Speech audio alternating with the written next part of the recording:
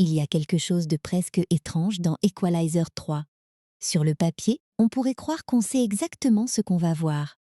Denzel Washington revient, Robert McCall observe, quelqu'un dépasse les limites et ensuite la justice tombe comme une porte en acier. Simple, efficace, presque mécanique. Mais ce troisième film ne commence pas vraiment comme une démonstration de force. Il commence plutôt comme une fin de journée avec un homme qui a trop vécu, trop vu, trop donné et qui semble enfin se demander une chose très simple. Est-ce que je peux encore appartenir à un endroit ? C'est ce qui rend ce film plus intéressant qu'un simple thriller d'action.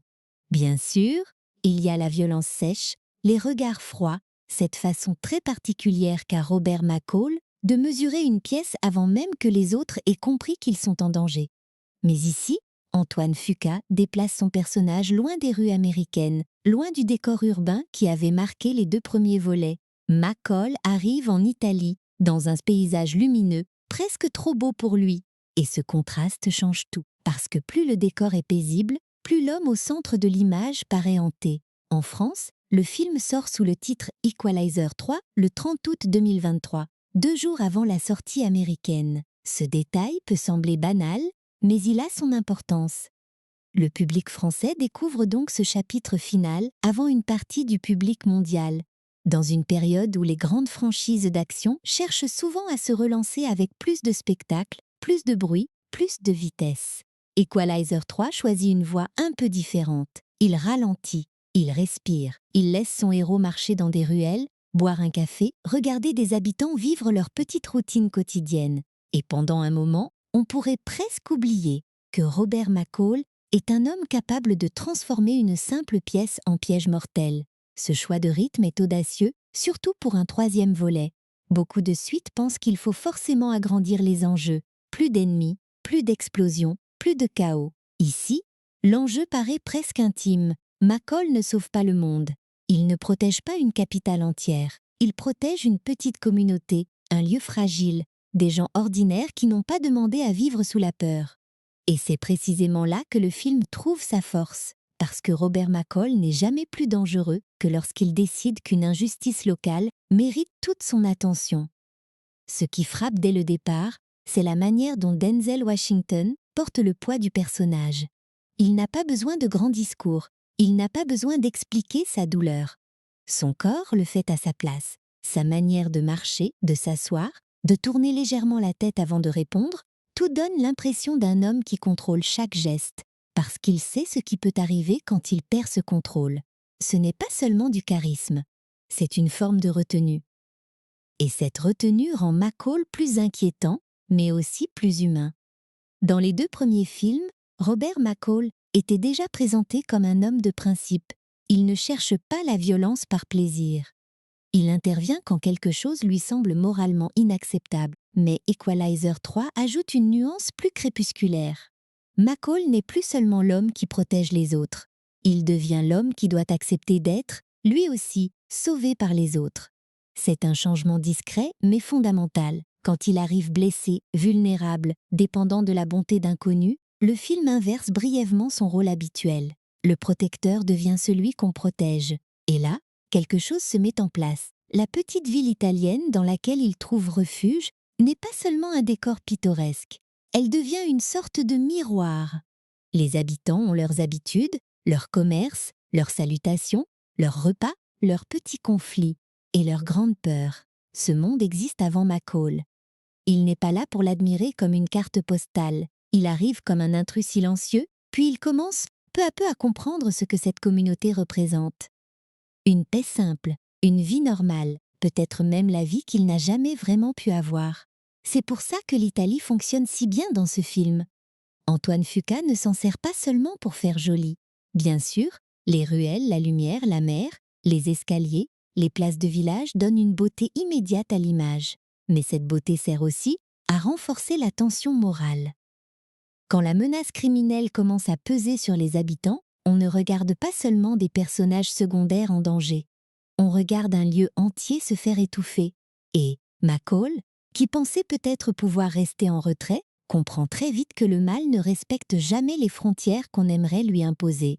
La saga Equalizer repose depuis le début sur une idée très simple, Que se passerait-il si quelqu'un d'extrêmement compétent décidait de défendre les gens que le système oublie? Cette idée vient de la série télévisée américaine des années 80, mais les films avec Denzel Washington lui ont donné une autre texture. Ici, Robert McCall n'est pas un super-héros.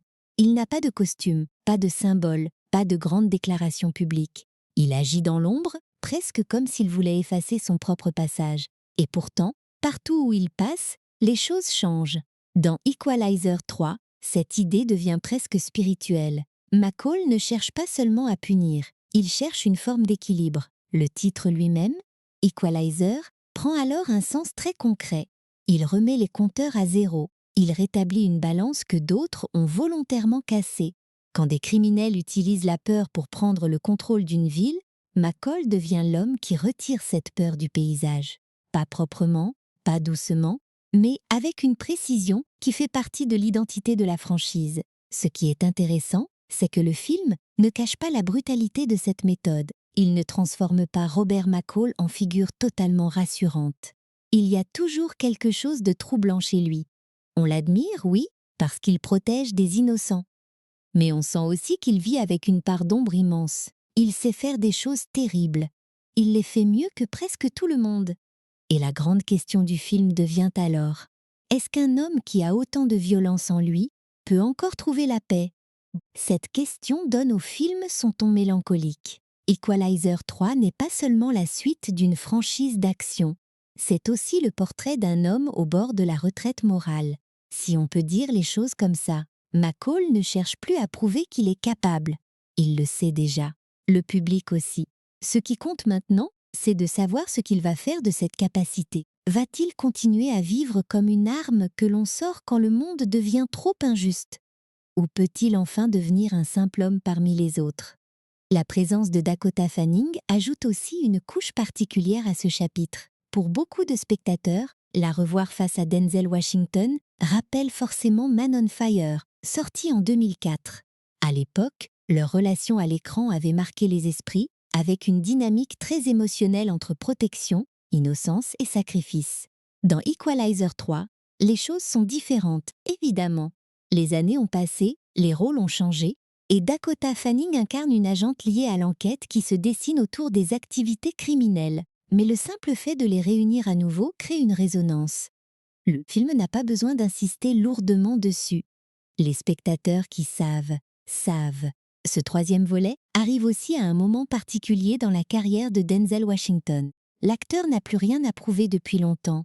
Il a traversé les genres, les époques, les rôles prestigieux, les films populaires, les performances oscarisées, les personnages nobles et les hommes beaucoup plus ambigus. Avec Robert McCall, il a trouvé une figure rare dans sa filmographie, un héros d'action vieillissant, mais pas affaibli par l'âge. Au contraire, l'âge lui donne une gravité. Il ne court pas partout, il ne cherche pas à impressionner, il attend, il observe. Et cette patience devient presque plus impressionnante que l'action elle-même. Antoine Fuqua connaît très bien cette énergie. Depuis Training Day, sa collaboration avec Denzel Washington repose sur une compréhension profonde de son autorité à l'écran. Fuqua sait que Washington peut remplir un silence mieux que d'autres remplissent une scène entière de dialogue. Alors il lui laisse de l'espace. Il laisse la caméra regarder son visage. Il laisse les pauses exister. Dans Equalizer 3, cette confiance entre réalisateur et acteur donne au film un rythme très particulier, moins nerveux qu'on pourrait l'attendre, mais souvent plus tendu. Et c'est peut-être là que le film divise certains spectateurs. Ceux qui attendent une action constante peuvent trouver la première partie presque trop calme. Mais ce calme n'est pas vide, il prépare le terrain. Il nous demande de nous attacher à un lieu avant que ce lieu soit menacé. Il nous demande de croire que McCall pourrait peut-être changer de vie avant de nous rappeler pourquoi ce changement est si difficile. Cette patience narrative donne plus de poids aux moments de violence parce qu'ils surgissent dans un monde qui semblait avoir une chance de rester paisible. Pour un public français ou européen, le décor italien apporte aussi une proximité culturelle intéressante. On n'est pas dans une ville américaine anonyme ou dans une mégalopole stylisée. On est dans un espace méditerranéen, avec ses rues étroites, sa vie de voisinage, ses cafés, ses escaliers cette impression que tout le monde se connaît ou croit se connaître. Cela donne au film une dimension presque de western européen. Un étranger arrive dans une petite communauté. Une force criminelle impose sa loi. Et peu à peu, l'étranger devient le seul capable de briser cette loi. Mais contrairement à beaucoup de westerns, McCall ne cherche pas à devenir une légende locale. Il ne veut pas qu'on raconte son histoire. Il veut juste que les gens puissent respirer. Cette modestie apparente est l'un des secrets du personnage. Il fait des choses énormes, mais son désir profond semble minuscule. Lire tranquillement, boire son thé, aider quelqu'un à traverser un moment difficile, rendre la vie un peu moins cruelle. Chez lui, la violence n'est jamais présentée comme une identité. C'est un outil dangereux qu'il préférerait peut-être ne plus avoir à utiliser. Voilà pourquoi Equalizer 3 mérite qu'on le regarde au-delà de ses scènes d'action. Oui, le film donne au public ce qu'il attend d'un Robert McCall en colère, mais il propose aussi quelque chose de plus doux, presque inattendu. L'idée qu'un homme peut chercher la paix même après avoir passé sa vie à répondre à la violence. Et cette paix, dans le film, ne vient pas d'une grande révélation. Elle vient d'un village, d'un médecin, d'un café, d'un sourire, d'une équipe de football locale, de petits gestes qui rappellent à McCall que le monde ne se résume pas aux ennemis qu'il doit éliminer. Et maintenant que cette base est posée, le plus fascinant reste à venir. Comprendre comment le film transforme cette petite ville italienne en véritable terrain moral, où chaque habitant, chaque rue et chaque silence pousse Robert McCall à choisir qui il veut être pour la dernière fois. Ce qui rend l'ouverture d'Equalizer 3 aussi marquante, c'est qu'elle ne cherche pas à nous rassurer. On ne retrouve pas Robert McCall dans une situation confortable, avec son petit rituel bien réglé, son regard calme et sa manière presque polie de prévenir les mauvaises personnes avant de les détruire. Non, le film commence avec une violence déjà passée, comme si on arrivait juste après une tempête. Un domaine isolé en Sicile, des corps, un silence lourd, et au centre de tout ça, McCall. Il est là vivant, mais pas intact, et cette nuance change immédiatement notre façon de le regarder. Dans les précédents films, McCall apparaissait souvent comme l'homme qui avait toujours 3 coups d'avance. Il entrait dans une pièce, il observait les objets, les distances, les gestes, les faiblesses. Le public savait que tout était déjà terminé pour ses adversaires avant même que la scène commence vraiment. Ici, le film ose nous le montrer blessé, pas seulement fatigué ou un peu ralenti, mais réellement vulnérable. Une balle l'a atteint. Son corps, d'habitude symétrisé, le trahit. Et pendant quelques minutes, Equalizer 3 fait quelque chose de très intelligent. Il retire à son héros son invincibilité apparente. Cette blessure n'est pas un simple détail d'action. Elle ouvre la porte à toute la suite du film. Parce qu'un Robert McCall en pleine forme aurait probablement traversé l'histoire comme une lame. Il aurait identifié le problème, calculé les risques, éliminé la menace, puis disparu. Mais un McCall blessé doit s'arrêter. Il doit dépendre des autres. Il doit accepter une aide qu'il n'a pas demandée. Et pour un personnage comme lui, ce n'est pas rien. Cet homme a passé sa vie à intervenir dans les existences des autres, mais il ne laisse presque personne entrer dans la sienne. C'est là qu'apparaît Altamonte, le village qui devient peu à peu le cœur émotionnel du film.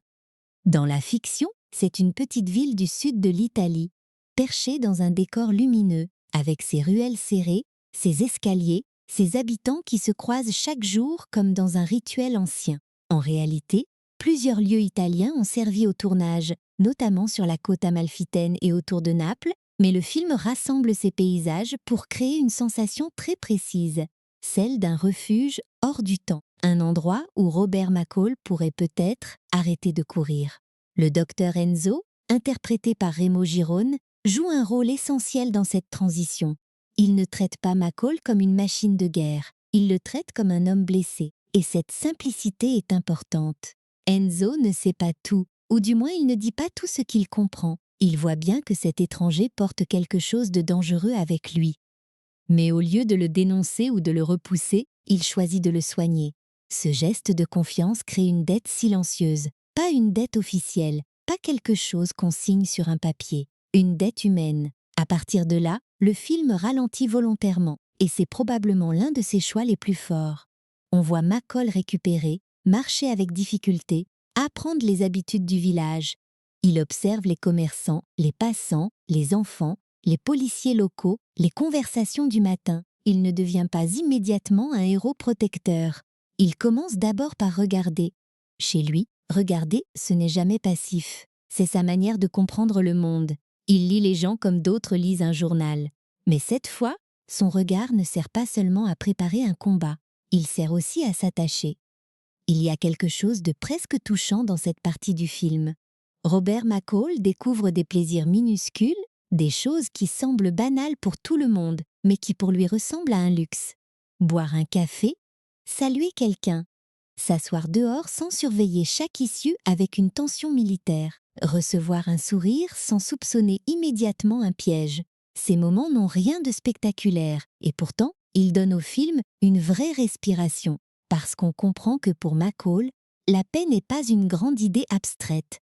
C'est une sensation physique qu'il a presque oubliée. Mais Equalizer 3 ne serait pas un film de Robert McCall si cette paix pouvait durer sans être attaquée. Peu à peu, une autre force entre dans le cadre. La criminalité locale liée à la Camorra commence à se faire sentir. Pas forcément avec de grands discours, plutôt avec des intimidations, des pressions, des humiliations, cette violence quotidienne qui ne cherche pas seulement à voler de l'argent, mais à casser la dignité des gens. C'est une violence de territoire. Elle dit aux habitants: « Vous vivez ici, mais cet endroit ne vous appartient pas vraiment. » Le film montre cette menace de manière assez efficace parce qu'elle ne commence pas comme une guerre ouverte. Elle commence par des gestes. Un commerçant qu'on force à payer, un policier qu'on intimide, une famille qui comprend qu'elle doit se taire. Des regards qui changent quand certains hommes arrivent dans la rue. Cette peur diffuse est beaucoup plus importante que la violence elle-même, car la vraie domination criminelle ne repose pas seulement sur les coups. Elle repose sur l'habitude de baisser les yeux. Et c'est exactement le genre d'injustice que Robert McCall ne supporte pas. Pas parce qu'il veut jouer au justicier, pas parce qu'il cherche une mission, mais parce qu'il a un sens presque maladif de l'équilibre moral. Quand il voit quelqu'un écrasé plus faible que lui, quelque chose se déclenche. On pourrait dire que c'est de la colère, mais ce serait trop simple. Chez McCall, c'est plus froid que la colère. C'est une décision. Il constate qu'une ligne a été franchie. Et à partir de ce moment-là, ceux qui l'ont franchie ne comprennent pas encore qu'ils viennent de changer leur propre destin. Ce qui est malin, c'est que le film prend son temps avant de libérer pleinement cette menace que représente McCall. Il ne se précipite pas vers l'affrontement. Il laisse la tension monter. Il laisse le spectateur voir les habitants souffrir assez longtemps pour que la réponse de McCall paraisse inévitable. Et en même temps, il laisse McCall hésiter intérieurement.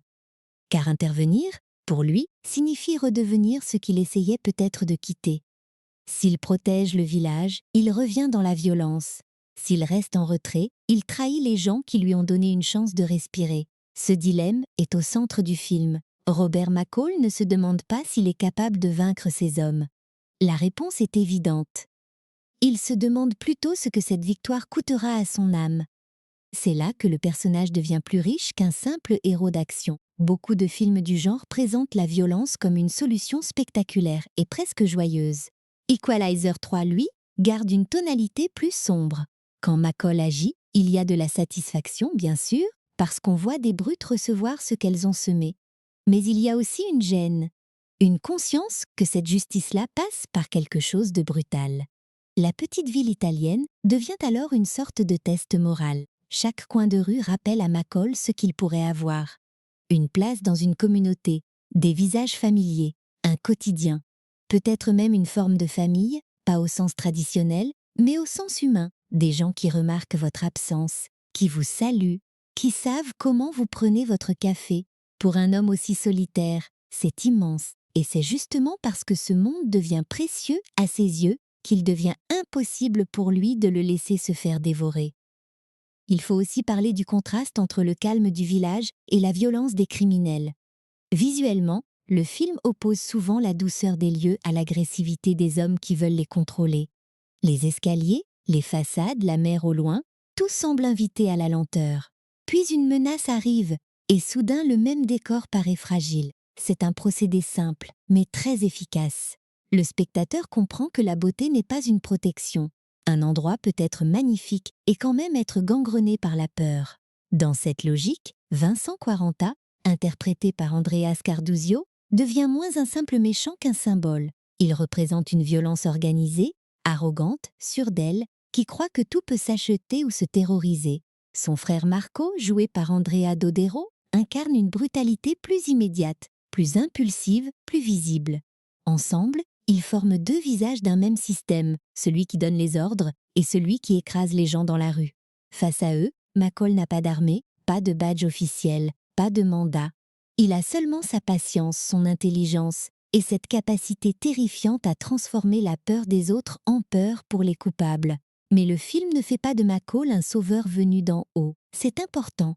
Il ne descend pas dans ce village comme un héros mythologique chargé de corriger le monde. Il y arrive cassé, presque perdu, et c'est le village qui lui redonne une forme de vie. Donc, quand il décide de défendre ses habitants, ce n'est pas un acte de supériorité, c'est une réponse. Il rend quelque chose à ceux qui l'ont accueilli. Cette idée donne à l'histoire une chaleur inattendue. La justice de McCall n'est pas seulement punitive, elle devient protectrice, presque reconnaissante. Il y a aussi une dimension très européenne dans cette partie du récit. Le film montre une communauté locale confrontée à une criminalité qui n'a pas besoin d'être gigantesque pour être destructrice. Pas besoin de lasers, de satellites, de complots mondiaux. Une rue peut devenir invivable si quelques hommes y imposent leur peur. Un commerce peut mourir si l'on force son propriétaire à payer pour être tranquille. Une famille peut se briser si elle apprend que personne ne viendra l'aider. Le film comprend cette échelle-là. Et c'est ce qui rend l'enjeu concret. À mesure que McCall guérit, le village devient plus vivant, mais aussi plus menacé. On sent qu'il se passe quelque chose de presque fatal. Plus il s'attache, plus l'affrontement devient inévitable. C'est une mécanique classique, mais Antoine Fuqua la traite avec assez de gravité pour qu'elle fonctionne. On ne regarde pas seulement un héros se préparer à punir des criminels. On regarde un homme comprendre que la paix qu'il vient de trouver exige un prix. Et ce prix, malheureusement, il est le seul à pouvoir le payer. Ce qui donne de la force à cette mise en place, c'est que Robert McCall ne parle jamais trop. Il n'explique pas ses émotions, il ne raconte pas son passé à chaque scène, il ne demande pas au public de le plaindre. Tout passe par des détails. Une pause, un regard vers une rue, une façon de remercier quelqu'un sans en faire trop. Cette économie rend le personnage plus mystérieux, mais aussi plus crédible. Les hommes comme lui dans le cinéma deviennent vite ridicules quand ils parlent trop. McCall, lui, reste dangereux parce qu'il garde le silence. Et pourtant, ce silence change peu à peu de nature. Au début, c'est le silence d'un homme qui se protège. Ensuite, c'est le silence d'un homme qui écoute. Puis, lentement, cela devient le silence d'un homme qui a déjà pris sa décision. C'est subtil, mais c'est là que Denzel Washington fait une énorme partie du travail. Il nous laisse voir la décision naître avant qu'elle soit annoncée. On sait que McCall va agir avant qu'il le dise. On le sait parce que son visage ne regarde plus le village de la même manière. Alors, quand la menace se précise, le film a déjà gagné quelque chose d'essentiel, notre attachement. On ne veut pas seulement voir McCall gagner, on veut que ce village survive. On veut que ses habitants puissent continuer à vivre sans trembler. On veut que cette lumière italienne ne soit pas salie par des hommes qui pensent que la peur leur appartient. Et c'est là que Equalizer 3 trouve son moteur émotionnel. La question n'est plus seulement « Comment McCall va-t-il éliminer ses ennemis ?» La vraie question devient « Après avoir fait cela, pourra-t-il encore rester parmi ceux qu'il a sauvés ?» C'est une question beaucoup plus intéressante qu'elle en a l'air. Parce que Robert McCall protège les gens, mais sa méthode le sépare souvent d'eux. Il agit pour restaurer une normalité à laquelle il ne peut pas toujours participer. Il nettoie le désordre, puis il disparaît. Mais dans Equalizer 3, pour la première fois peut-être, on sent qu'il aimerait ne pas disparaître. Il aimerait rester. Et cette envie rend le personnage plus fragile que toutes ses blessures physiques. Voilà pourquoi cette mise en place italienne est si importante. Elle n'est pas un détour avant l'action. Elle est le cœur du film. Sans ce village, sans cette lente guérison, sans cette communauté qui adopte McCall avant de connaître vraiment l'homme qu'elle a accueilli, les scènes de vengeance n'auraient pas le même poids. La violence viendra, bien sûr. Avec Robert McCall, elle finit toujours par venir. Mais ici, elle ne naît pas d'un simple réflexe de justicier. Elle naît d'un attachement.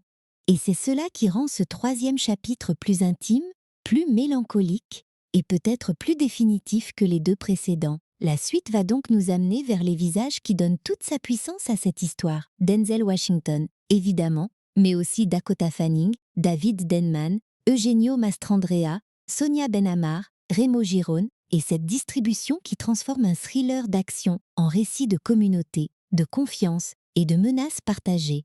Ce qui tient Equalizer 3 debout, avant même l'histoire, avant même les décors italiens, avant même les scènes de tension, c'est Denzel Washington.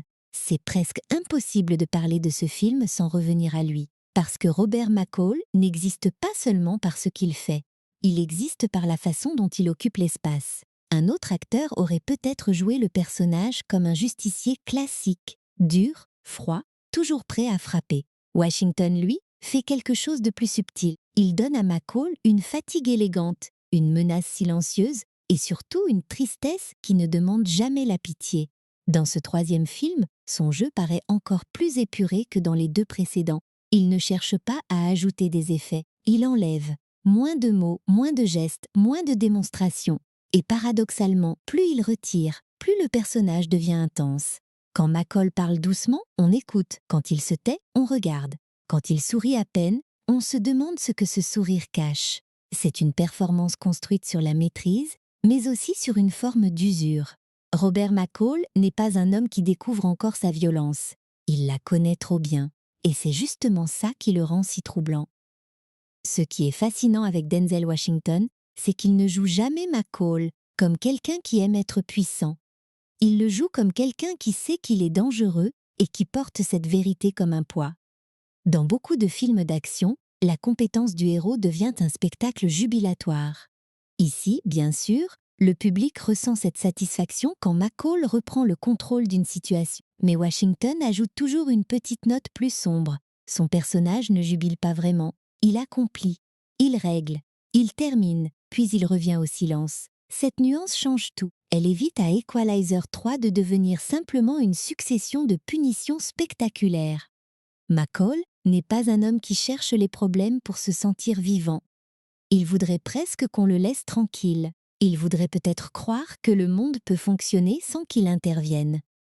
Mais dès qu'il voit des innocents humiliés, menacés ou enfermés dans la peur, il ne peut pas se détourner. Chez lui, la justice n'est pas un slogan, c'est une sorte de réflexe moral profond, presque douloureux. Le corps de Denzel Washington raconte beaucoup de choses dans ce film. Sa démarche est plus lente, plus mesurée. Il y a une raideur parfois, une prudence dans le mouvement, surtout après sa blessure. Mais cette lenteur ne diminue pas le danger. Au contraire, elle le concentre. McCall n'a pas besoin de bouger vite pour donner l'impression qu'il contrôle déjà la scène. Il peut être assis, presque immobile, et pourtant toute l'attention se déplace vers lui. Les autres personnages parlent, s'agitent, menacent. Lui attend, et cette attente devient insupportable. C'est là que l'âge du personnage devient un atout. Equalizer 3 ne prétend pas que Robert McCall est un jeune héros invincible. Le film accepte le temps qui a passé. Il en fait même une matière dramatique. McCall a l'expérience, mais il a aussi les cicatrices. Il sait que chaque combat laisse une trace, même quand on le gagne. Et Denzel Washington, avec son visage, sa voix, sa présence, donne à cette idée une réalité immédiate. On n'a pas besoin qu'un personnage dise « cet homme a beaucoup souffert ». On le voit. Passons maintenant à quelque chose que beaucoup de spectateurs ont ressenti immédiatement, la présence de Dakota Fanning. Son retour face à Denzel Washington crée une émotion particulière parce qu'il réveille un souvenir de cinéma très fort. En 2004, dans Man on Fire, elle jouait une jeune fille protégée par le personnage de Washington, dans un film marqué par la violence, le sacrifice et une relation profondément affective. Presque 20 ans plus tard, les retrouver ensemble dans Equalizer 3 produit un effet discret, mais réel. Ce n'est pas une suite, ce n'est pas la même histoire, mais le spectateur apporte avec lui cette mémoire. Dakota Fanning incarne ici Emma Collins, une agente de la CIA que McCall contacte après avoir découvert des éléments liés à un trafic plus large. Ce qui est intéressant, c'est que leur dynamique n'est pas celle d'un mentor et d'une enfant. Évidemment, elle est adulte, professionnelle, compétente, et elle mène son enquête avec sa propre énergie. Mais McCall garde avec elle une manière particulière de transmettre. Il ne lui donne pas tout. Il l'oriente, il lui laisse des indices. Il la pousse dans une direction sans jamais tout expliquer. C'est très McCall, aider quelqu'un à voir, plutôt que simplement donner la réponse. Dakota Fanning apporte au film un contrepoint utile. Le monde d'Altamont est intime, presque fermé sur lui-même. Emma Collins, elle, ouvre l'histoire vers une dimension plus large. Les réseaux criminels, l'enquête internationale, les connexions qui dépassent le village. Elle rappelle que ce qui se passe localement n'est pas isolé. Derrière les menaces de rue, il y a des circuits d'argent, des trafics, des intérêts plus vastes. Le film n'entre pas dans une complexité géopolitique très détaillée, mais il utilise son personnage pour élargir le cadre sans perdre l'émotion principale. Ce qui fonctionne surtout, c'est la sobriété de leur relation. Antoine Fuqua aurait pu appuyer lourdement sur la nostalgie de Man on Fire, multiplier les clins d'œil évidents, forcer le spectateur à comparer les deux films. Il ne le fait pas vraiment, il laisse cette résonance exister en arrière-plan, et c'est souvent plus élégant comme ça. Ceux qui reconnaissent l'histoire commune entre les deux acteurs ressentent une petite vibration supplémentaire. Ceux qui ne la connaissent pas peuvent quand même suivre la relation sans rien perdre. Bon, c'est un équilibre assez intelligent. David Denman, dans le rôle de Frank Conroy, accompagne Emma Collins dans cette partie plus institutionnelle de l'intrigue. Son personnage n'a pas la même présence émotionnelle que McCall ou Collins, mais il sert à ancrer l'enquête dans un cadre professionnel. Le film a besoin de ces figures extérieures pour montrer que McCall n'agit pas dans un vide total. Il peut être solitaire, mais ses actions créent des conséquences, des pistes, des réactions. Quand il tire un fil, d'autres personnes finissent par voir le tissu entier. Autour du village, plusieurs acteurs donnent aussi une chaleur essentielle au film. Eugenio Mastrandrea joue Gio Bonucci, le policier local, un homme coincé entre son devoir, sa peur et la protection de sa famille. Ce genre de personnage est crucial, parce qu'il montre que tout le monde n'a pas la liberté d'agir comme McCall. Un héros solitaire peut prendre des risques extrêmes. Un père, un mari, un policier dans une petite communauté doit penser aux représailles. Le film comprend cette différence. Il ne présente pas la prudence des habitants comme de la lâcheté. Il la présente comme une conséquence de la peur organisée. Sonia Ben-Amar, qui interprète Chiara Bonucci, apporte une présence plus douce, mais très importante dans cette peinture du village. Elle fait partie de ces personnages qui donnent au lieu une dimension familiale, quotidienne, humaine. Sans eux, Altamont ne serait qu'un décor. Avec eux, le village devient un ensemble de vies concrètes.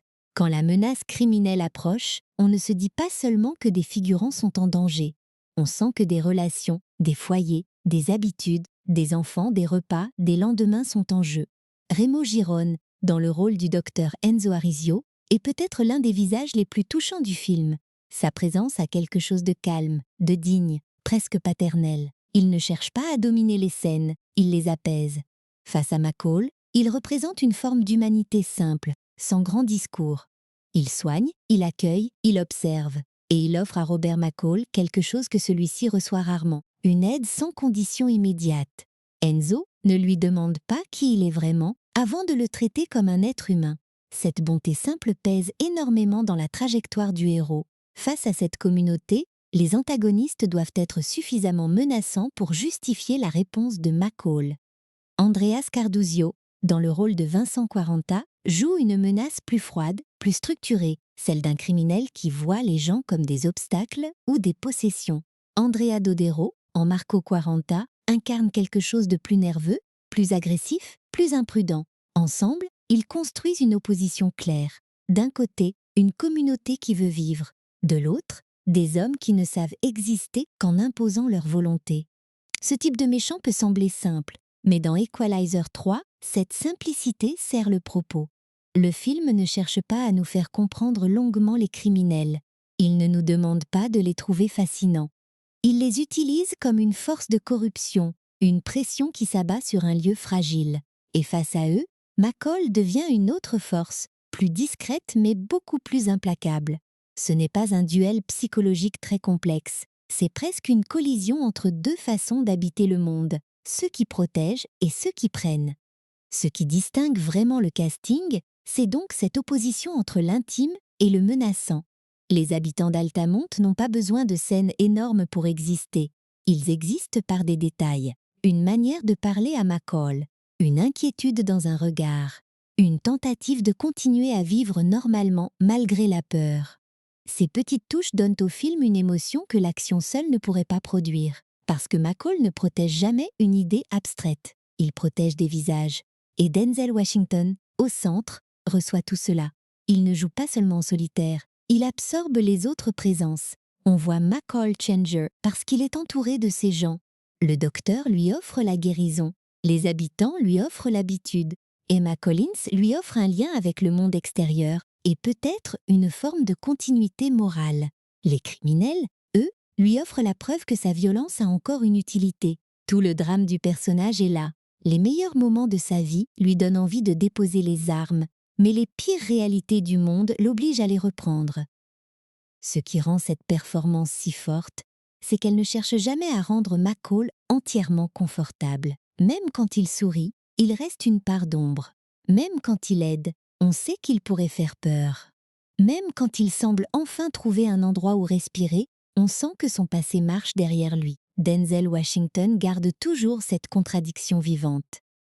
Robert McCall est à la fois l'homme que l'on aimerait avoir à ses côtés dans une situation dangereuse et l'homme dont on ne voudrait jamais devenir la cible. C'est exactement cette ambiguïté qui donne au film sa densité. Equalizer 3 n'est pas seulement porté par un acteur célèbre qui reprend un rôle populaire.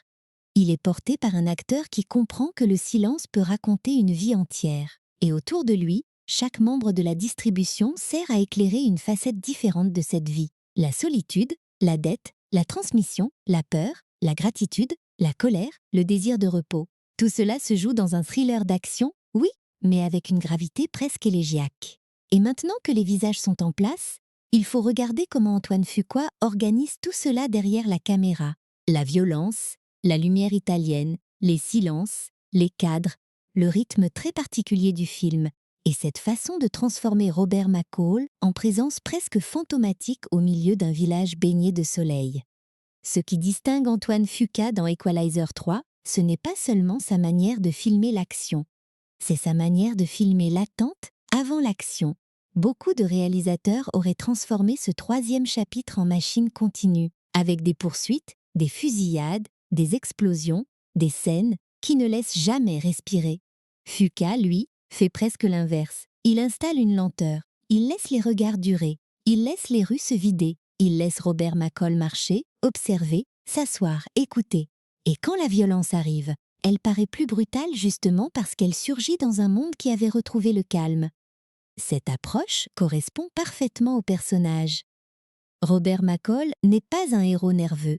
Il n'est pas impulsif, il ne se précipite presque jamais. Son danger vient de sa patience. Il entre dans une situation comme un homme ordinaire, mais il regarde déjà tout ce que les autres ne regardent pas. La position d'un verre, la distance entre deux personnes, l'objet posé sur une table, l'angle d'une porte, la respiration d'un adversaire. Fuqua comprend que le suspense ne vient pas seulement de savoir si McCall va gagner.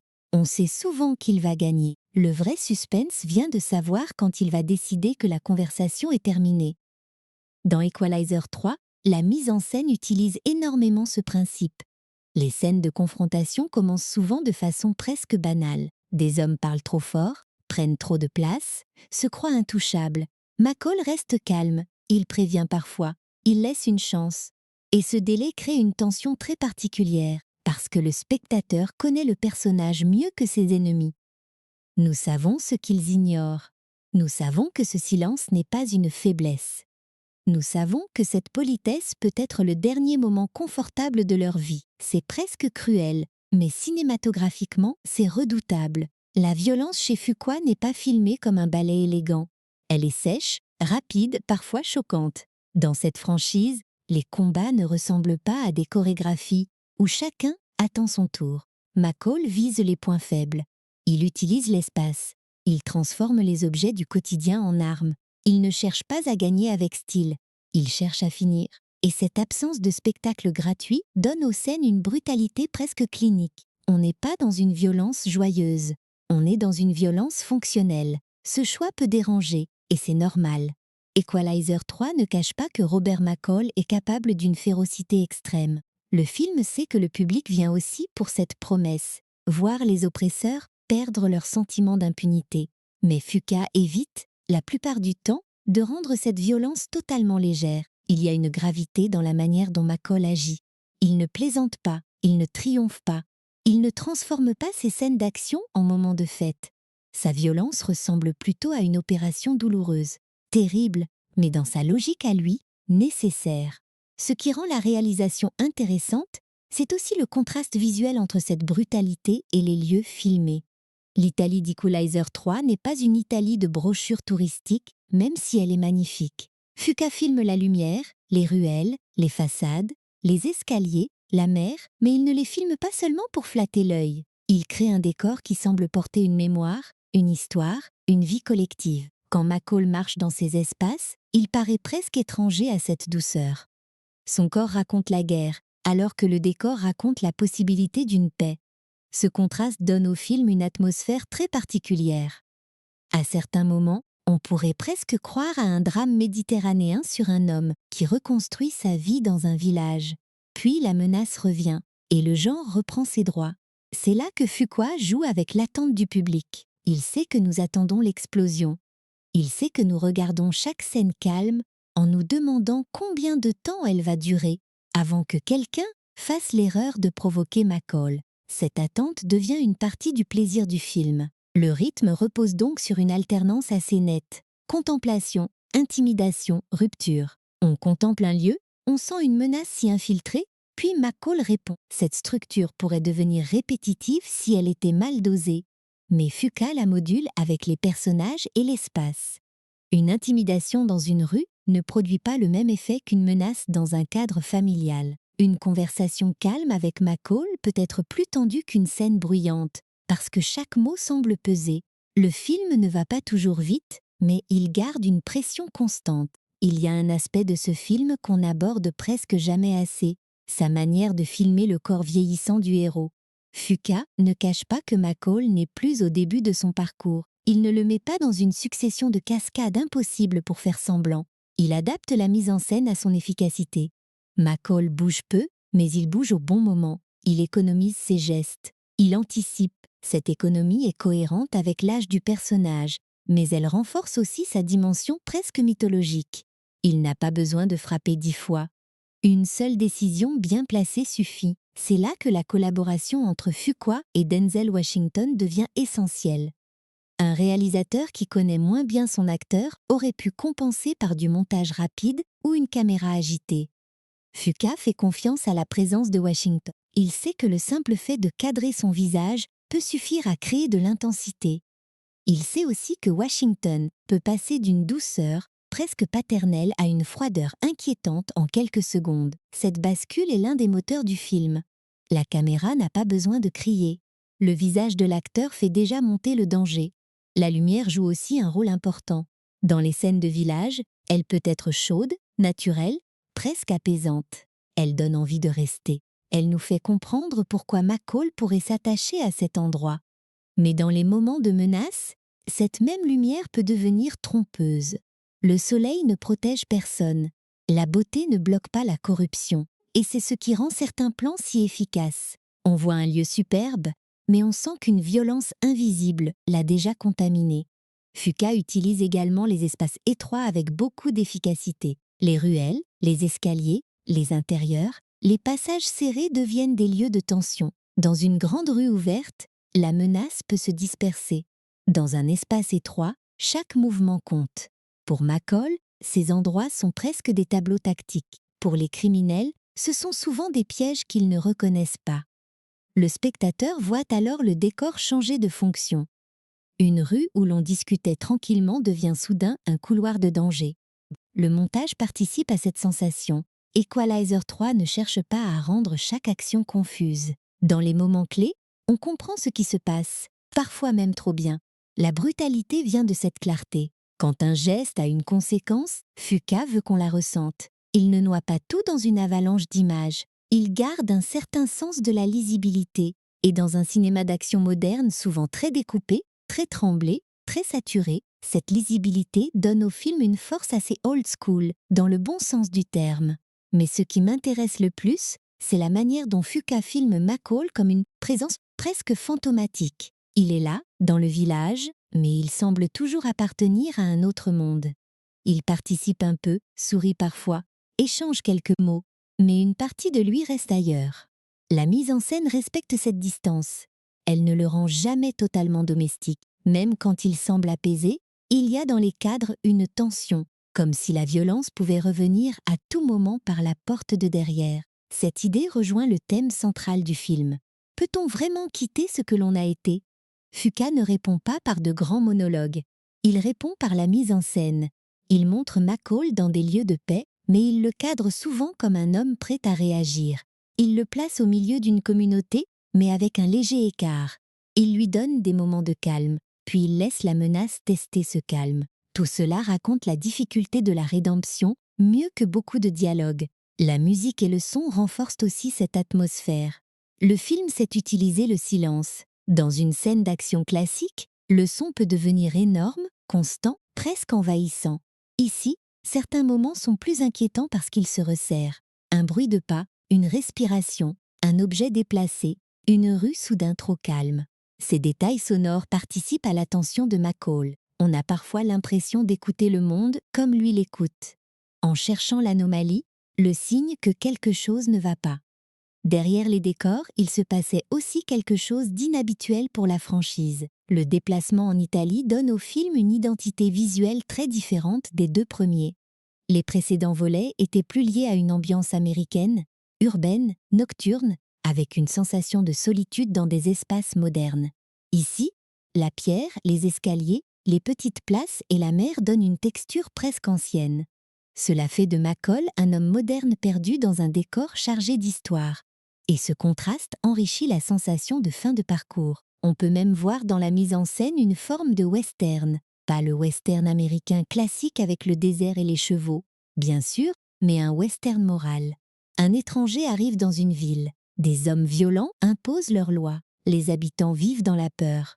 La police locale est limitée. Et l'étranger, qui voulait peut-être rester à distance, finit par devenir l'instrument d'un rééquilibrage. Fuqua filme cette structure sans la souligner lourdement, mais elle est là, dans la façon dont les rues deviennent des zones d'affrontement et dont le héros attend le bon moment pour sortir de l'ombre. Cette dimension western donne au film une simplicité presque mythique.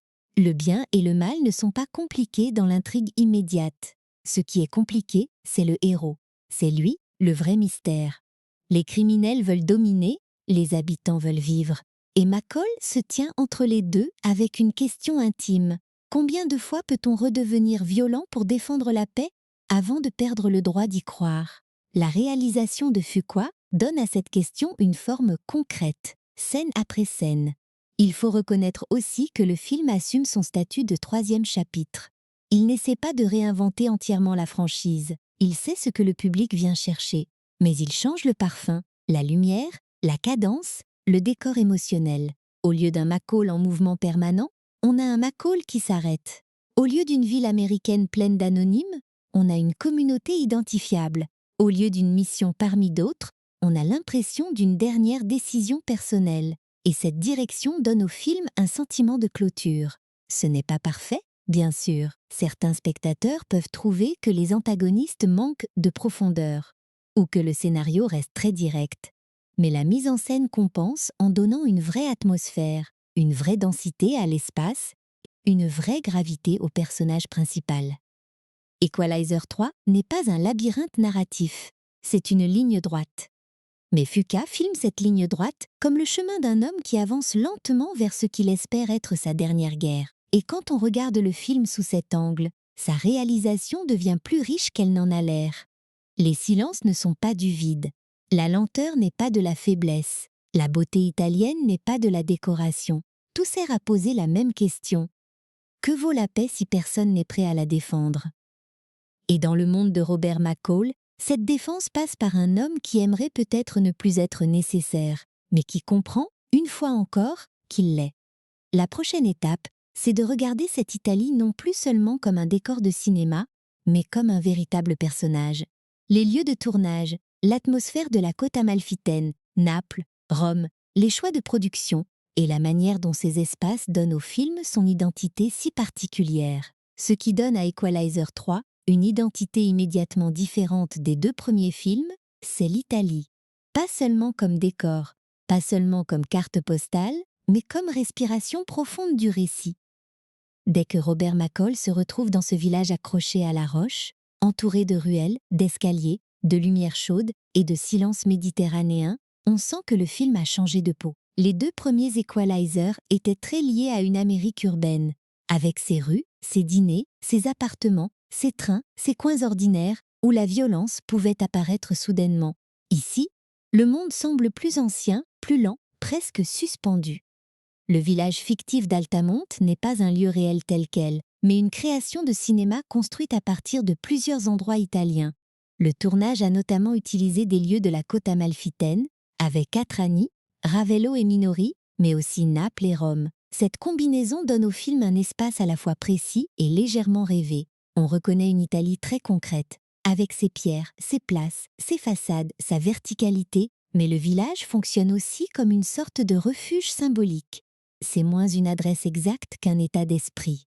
Atrani, en particulier, apporte beaucoup à cette sensation. C'est un lieu qui semble fait pour le cinéma, avec ses escaliers, ses passages étroits, ses maisons serrées les unes contre les autres, et cette impression que la ville monte et descend en permanence. Pour un réalisateur comme Antoine Fuqua, ce genre d'espace est très précieux. Il permet de filmer à la fois la beauté et le danger. Un escalier peut être romantique dans un plan, puis devenir inquiétant dans le suivant. Une ruelle peut accueillir une conversation tranquille, puis se transformer en couloir de menace. Ce détail de production est fascinant, parce que le film ne montre jamais l'Italie comme un simple décor exotique pour un héros américain. Bien sûr, il y a une dimension touristique dans certaines images, parce que les paysages sont magnifiques. Il serait impossible de filmer ces lieux sans que le regard soit attiré par leur beauté. Mais Fuqua va chercher autre chose. Il filme la façon dont une communauté habite ces lieux. Il montre les commerces, les gestes du quotidien, les salutations, la vie qui se répète. Le décor devient vivant parce qu'il est traversé par des habitudes. C'est très important pour l'histoire de Robert McCall. Si le village n'était qu'un joli fond, son attachement semblerait artificiel. Mais comme le film prend le temps de montrer la vie locale, on comprend pourquoi cet endroit peut le toucher. Ce n'est pas seulement parce que la vue est belle, c'est parce qu'il y voit une forme d'ordre simple. Les gens se connaissent, ils se croisent, ils se parlent. Chaque journée semble contenir de petites promesses de normalité. Pour un homme comme McCall, qui a vécu dans le secret, la solitude et la violence, cette normalité ressemble presque à un miracle. La côte amalfitaine donne aussi au film une lumière très particulière. Elle n'a pas la froideur bleutée de nombreux thrillers modernes. Elle a quelque chose de doré, de chaud, parfois presque doux. Ce choix visuel change notre rapport au danger. Dans un film noir, on s'attend à ce que la menace sorte de l'obscurité. Ici, elle peut apparaître en plein soleil. Et ça, c'est beaucoup plus dérangeant qu'on pourrait le croire. La violence n'a pas besoin de nuit pour exister. Elle peut se glisser dans une rue lumineuse, dans un café, dans une place où les enfants pourraient passer quelques minutes plus tard. Naples apporte une autre dimension. La ville porte dans l'imaginaire européen une richesse culturelle immense, mais aussi une relation complexe avec les récits criminels, notamment à cause de l'histoire de la Camorra. Equalizer 3 utilise ce contexte sans chercher à faire un documentaire social. Le film reste un thriller d'action, très centré sur son héros, mais le simple fait de situer la menace dans ce cadre donne une couleur différente au conflit. On n'est pas face à un méchant isolé sorti de nulle part. On sent derrière lui une logique de territoire, d'argent, de pression, de réseau.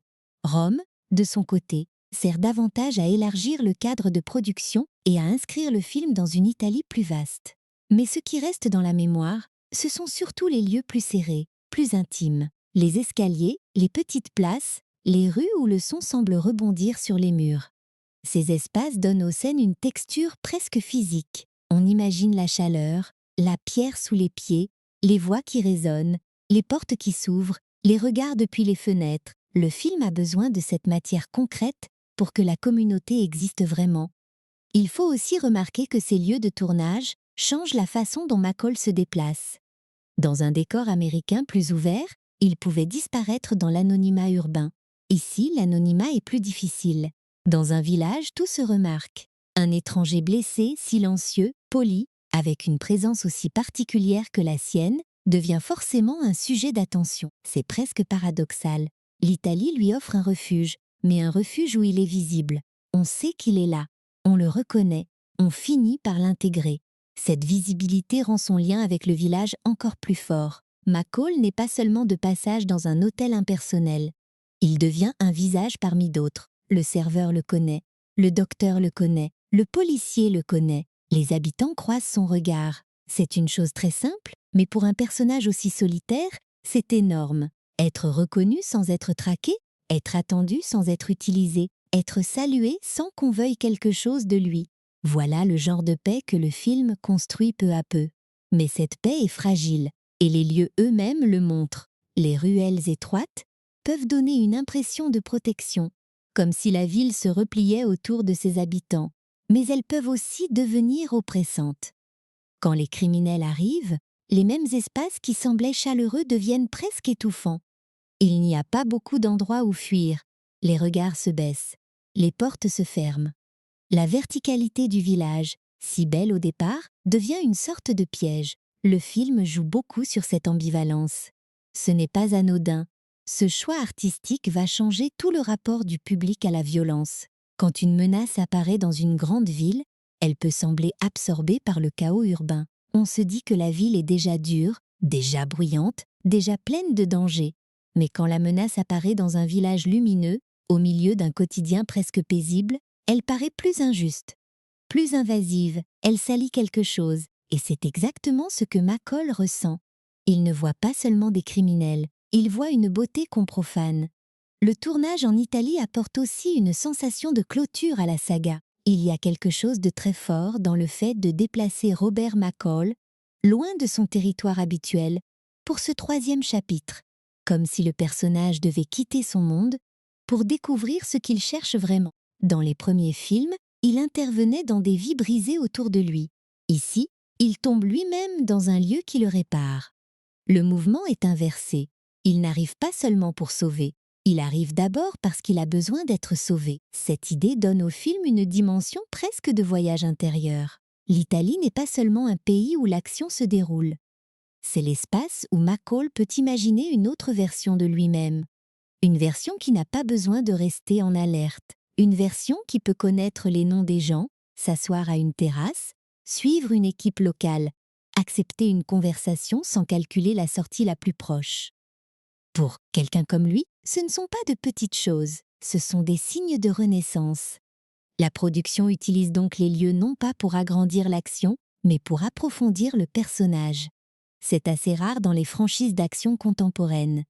Souvent, changer de pays sert à vendre du dépaysement. On déplace le héros à Paris, à Londres, à Tokyo ou à Rome pour multiplier les images reconnaissables.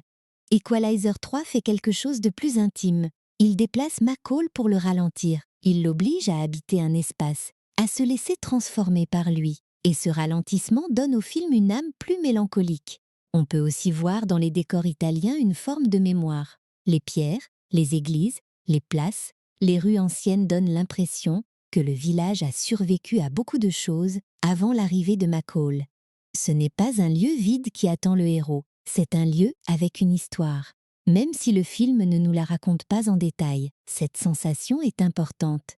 Elle place Robert McCall face à quelque chose de plus grand que lui. Lui qui a souvent agi seul se retrouve au milieu d'une continuité humaine.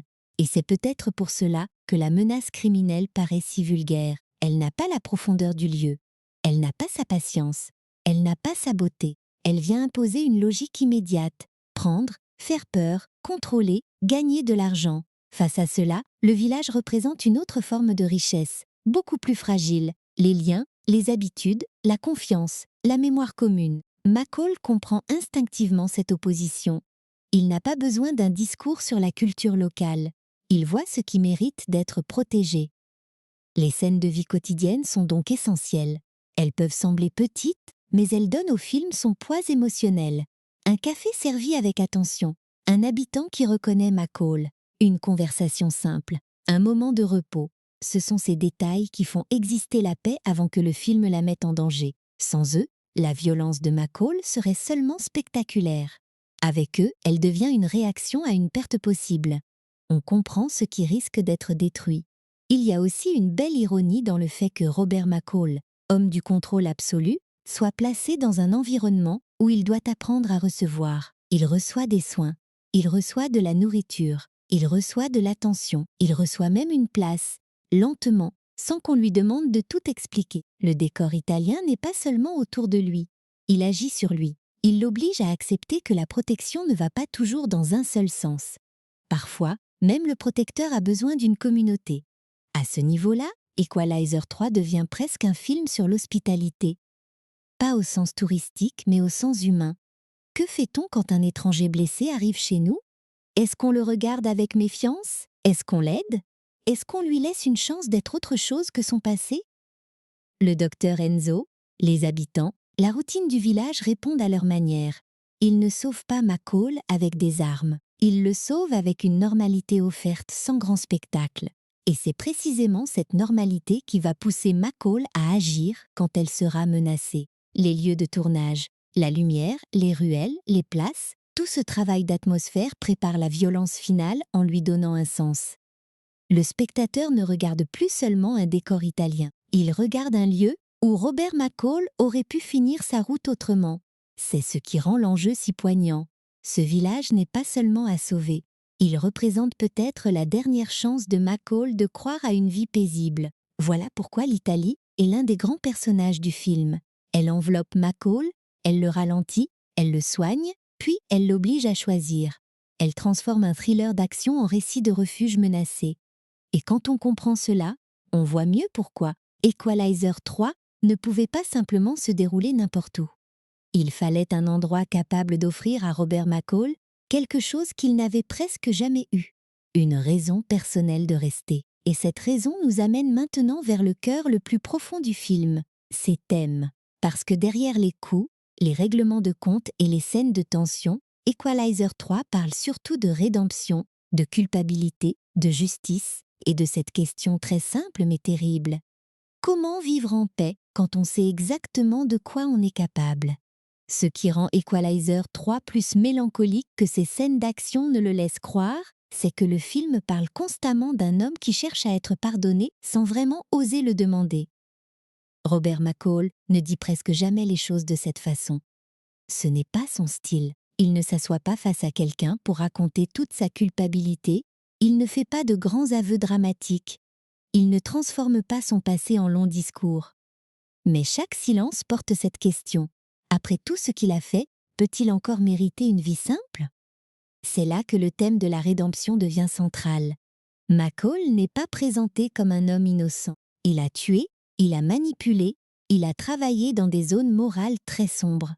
Même si ses actions présentes sont dirigées contre des gens dangereux, le film ne nous laisse jamais oublier qu'il sait parfaitement comment faire souffrir. Et cette compétence, qui le rend utile aux innocents, l'isole aussi des autres. Comment vivre normalement quand on possède en soi une telle capacité de destruction? Comment s'asseoir à une terrasse, sourire à un voisin, parler de football ou de café, quand une partie de votre esprit continue à calculer des issues, des angles, des menaces? Equalizer 3 ne répond pas avec une grande théorie. Il répond par le quotidien. La rédemption, dans ce film, ne vient pas d'une cérémonie, d'une confession ou d'un pardon spectaculaire. Elle vient d'une accumulation de petits gestes. Un médecin qui soigne, un serveur qui reconnaît une habitude, un policier qui partage une inquiétude, une communauté qui accepte la présence d'un étranger sans lui demander immédiatement de tout expliquer. Ce sont des choses modestes, presque banales. Mais pour McCall, elle représente peut-être le premier vrai signe qu'il peut encore être autre chose qu'une arme. Ce qui est beau, c'est que le film ne prétend pas que cette transformation est facile. Robert McCall ne devient pas soudain un homme léger parce qu'il découvre un village italien. Il reste lui-même. Il garde sa part d'ombre. Il reste capable de violence extrême. Mais le décor et les habitants lui offrent une possibilité nouvelle, celle de ne pas être seulement défini par cette violence. Il peut être aussi l'homme qui s'assoit tranquillement, l'homme qui écoute, l'homme qu'on attend, l'homme à qui l'on adresse un sourire. Pour quelqu'un qui a vécu longtemps dans la clandestinité morale, c'est immense. La justice, dans Equalizer 3, est un thème plus complexe qu'il n'y paraît. À première vue, le film semble assez clair. Des criminels menacent des innocents, Robert McCall les arrête. C'est la mécanique du genre. Mais sous cette mécanique, il y a une question plus inconfortable.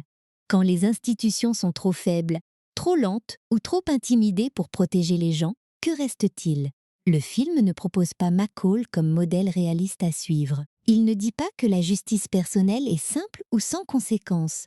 Il présente plutôt un fantasme moral très ancien, l'idée qu'un homme juste, mais dangereux, puisse faire ce que le système n'arrive pas à faire. Ce fantasme fonctionne parce qu'il parle à une frustration très humaine. Tout le monde connaît, à une échelle ou une autre, le sentiment de voir une injustice rester impunie, une personne vulnérable qu'on écrase, une communauté qu'on terrorise, des gens qui savent très bien qu'ils font du mal, mais qui comptent sur la peur, l'argent ou le silence pour continuer. Robert McCall existe précisément dans cet espace. Il arrive là où les recours ordinaires semblent épuisés. Il ne remplace pas vraiment la justice officielle. Il apparaît quand celle-ci ne suffit plus. Mais le film garde une tension importante. McCall rétablit l'équilibre en utilisant des moyens qui ne peuvent pas être complètement pacifiés. C'est pour cela que le personnage reste ambigu. Il protège, oui. Il sauve, oui. Mais il le fait en redevenant l'homme que le village ne connaît pas vraiment. Les habitants voient les effets de sa protection, mais ils ne peuvent pas tous porter le poids exact de ce qu'il fait pour eux. Et McCall, lui, sait. Il sait que la paix qu'il offre passe par sa propre rechute dans la violence. C'est cette contradiction qui rend sa culpabilité si intéressante. McCall ne semble pas coupable de défendre les innocents. Il semble coupable d'être aussi bon dans l'art de détruire. C'est très différent. Il ne regrette pas nécessairement d'avoir arrêté des hommes dangereux, mais il sait que cette capacité dit quelque chose de lui. Elle le suit. Elle l'empêche peut-être de se regarder comme un homme entièrement sauvé. Dans son monde intérieur, chaque acte violent laisse une trace, même quand cet acte protège quelqu'un. Le film pose donc une question presque spirituelle. Peut-on utiliser l'ombre pour défendre la lumière sans être avalé par elle? McCall marche constamment sur cette ligne. Il entre dans les ténèbres pour que d'autres puissent rester au soleil. C'est noble, d'une certaine manière, mais c'est aussi tragique, parce qu'à force d'être celui qui descend dans la violence, il risque de ne jamais retrouver complètement le chemin du retour. Equalizer 3 laisse entrevoir cette fatigue-là. Ce n'est pas seulement l'âge qui pèse sur lui, c'est la répétition du même sacrifice. La communauté d'Altamont devient alors beaucoup plus qu'un décor. Elle devient une réponse possible à cette solitude. McCall a toujours été un homme lié aux autres par des actes de protection, mais rarement par une vraie appartenance. Il aide, puis il disparaît. Il intervient, puis il se retire. Ici, quelque chose change. Il ne veut pas seulement sauver ces gens parce qu'ils sont innocents. Il veut les sauver parce qu'ils l'ont accueilli. Ils ont fait pour lui ce qu'il fait habituellement pour les autres. Ils l'ont protégé quand il ne pouvait pas se protéger seul. Cette réciprocité est essentielle. Dans les films précédents, McCall choisissait souvent ses missions à partir d'une injustice observée. Dans Equalizer 3, l'injustice menace un monde qui lui a déjà donné quelque chose. Cela rend son engagement plus intime. Il ne défend pas une idée abstraite de la justice. Il défend une dette affective. Et cette dette n'est pas froide, pas calculée. Elle naît de la chaleur humaine. Un repas, un soin, une conversation, une confiance silencieuse. Ces petites choses construisent une obligation morale bien plus forte qu'un ordre officiel. Il y a aussi un thème très fort autour de la famille choisie. Robert McCall n'a pas une grande famille autour de lui. Sa vie est marquée par la perte, l'absence, la solitude. Mais dans ce village, il trouve une forme de famille fragile, non déclarée. Personne ne lui dit « tu fais partie des nôtres », pas tout de suite. Pourtant, les gestes le disent. On lui donne une place. On remarque son état, on lui parle comme à quelqu'un qui compte. Cette famille choisie n'efface pas son passé, mais elle lui offre un présent. Et c'est peut-être ce que les criminels ne comprennent jamais. Pour eux, un territoire est quelque chose qu'on possède. Pour les habitants, c'est quelque chose qu'on partage. Pour McCall, cela devient quelque chose qu'on protège. Ces trois visions s'affrontent dans le film. Les criminels veulent prendre. Les habitants veulent vivre, McCall veut rendre possible cette vie. Et toute la violence de l'histoire vient de cette collision entre possession, habitation et protection. Le thème de la peur est également très présent. La peur, dans Equalizer 3, n'est pas seulement une réaction individuelle. C'est une méthode de gouvernement criminel. Les hommes qui terrorisent le village n'ont pas besoin de frapper tout le monde tous les jours. Il leur suffit de frapper assez fort, assez publiquement, pour que les autres imaginent ce qui pourrait leur arriver. La peur devient alors une cage invisible. Les portes des maisons sont ouvertes, les rues sont là, la mer est au loin, mais intérieurement, les habitants vivent enfermés. McCall comprend cela parfaitement. Il sait que pour libérer un lieu, il ne suffit pas de battre quelques hommes. Il faut briser la croyance qu'ils sont intouchables. C'est pour cela que ces actions ont souvent une dimension symbolique. Il ne cherche pas seulement à éliminer une menace physique, il cherche à inverser le rapport psychologique. Ceux qui faisaient peur doivent apprendre la peur. Ceux qui baissaient les yeux doivent pouvoir les relever. C'est brutal, mais dans la logique du film, c'est la seule langue que les oppresseurs comprennent. Ce point est important, parce que le film ne montre pas seulement une victoire individuelle. Il montre la restauration d'un espace commun. Quand une communauté cesse d'avoir peur, elle récupère quelque chose de plus précieux que la sécurité immédiate. Elle récupère sa dignité. C'est exactement ce qui intéresse McCall. La dignité. Il ne supporte pas de voir les faibles traités comme des objets. Il ne supporte pas l'humiliation. Et dans Equalizer 3, l'humiliation collective du village devient l'élément qui réveille en lui son rôle le plus ancien. Mais ce rôle a un prix. Chaque fois que McCall redevient le protecteur implacable, il s'éloigne de l'homme paisible qu'il voudrait peut-être devenir. C'est là que le film trouve sa tristesse. La paix qu'il défend est aussi celle dont il doute d'être digne. Il veut la préserver pour les autres, mais peut-il vraiment y entrer lui-même? Peut-il vivre dans le village après avoir montré ce qu'il est capable de faire? Peut-il être accepté entièrement, pas seulement comme voisin poli, mais comme homme avec son ombre? La réponse du film semble plus généreuse que celle qu'on attendrait d'un thriller classique. Equalizer 3 suggère que l'appartenance ne vient pas toujours de la pureté, elle vient parfois de la loyauté. Les habitants n'ont pas besoin de connaître tous les détails du passé de McCall pour comprendre ce qu'il a fait pour eux. Ils voient l'homme qui s'est tenu entre eux et la peur. Et peut-être que, pour une communauté menacée, cela suffit, pas pour effacer la violence, mais pour reconnaître la protection. C'est ce qui donne au dernier mouvement du film une dimension presque apaisée malgré sa brutalité. McCall ne gagne pas seulement contre des criminels, il gagne la possibilité de rester. Et dans une saga où le personnage a souvent été défini par sa capacité à apparaître puis à disparaître, cette possibilité change tout. Rester, pour lui, devient presque l'acte le plus radical. Rester signifie qu'il accepte d'être vu. Rester signifie qu'il croit, même un peu, qu'il n'est pas condamné à être seulement une ombre utile. On peut voir Equalizer 3 comme un film sur la fin d'un cycle. Robert McCall a longtemps cherché à équilibrer le monde autour de lui. Ici, il cherche aussi à équilibrer quelque chose en lui-même. La violence et la paix, la culpabilité et la gratitude, le passé et le présent, la solitude et la communauté. Le film ne prétend pas que tout cela se résout parfaitement, ce serait trop facile. Mais il offre une image rare pour ce personnage, celle d'un homme qui, après avoir traversé l'enfer à sa manière, trouve peut-être une table où s'asseoir. Et cette image compte. Parce qu'au fond, Equalizer 3 ne nous demande pas seulement d'admirer Robert McCall pour ce qu'il peut faire aux coupables. Il nous demande de nous demander ce qu'il mérite après avoir tant donné aux innocents. Mérite-t-il le repos? Mérite-t-il d'être aimé par une communauté? Mérite-t-il de poser enfin son arme intérieure?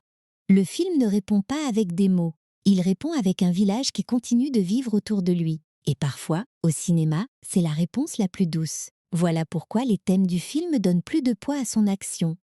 Sans la rédemption, la violence serait mécanique. Sans la culpabilité, McCall serait trop simple. Sans la communauté, le village serait seulement un décor. Sans la justice, l'histoire perdrait son moteur moral.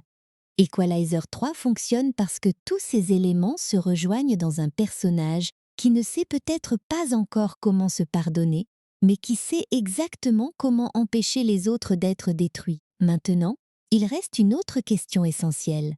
Comment le public, la critique et le box-office ont-ils accueilli ce chapitre final? Parce qu'un film peut être intime dans son récit, mais il existe aussi dans un marché, dans une franchise, dans les attentes des spectateurs français, européens et internationaux. Quand Equalizer 3 arrive dans les salles en 2023, il ne débarque pas comme une nouveauté inconnue. Le public sait déjà ce qu'il vient chercher. C'est le troisième film d'une franchise portée par Denzel Washington, réalisé par Antoine Fuqua, construite autour d'un personnage devenu très reconnaissable.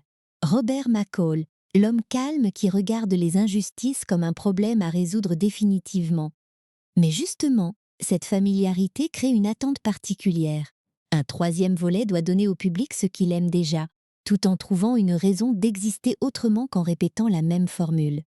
Sur ce point, Equalizer 3 a plutôt bien joué sa carte. Le film n'essaie pas de faire semblant d'être autre chose qu'un thriller d'action avec Denzel Washington. Il assume son identité.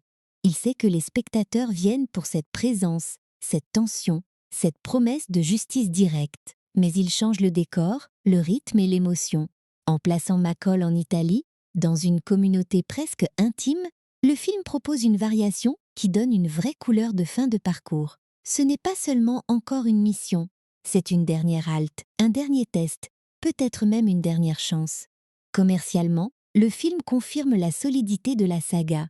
Avec un box-office mondial d'environ 191 millions de dollars, Equalizer 3 montre que le public reste attaché à cette franchise, même après presque 10 ans depuis le premier film sorti en 2014.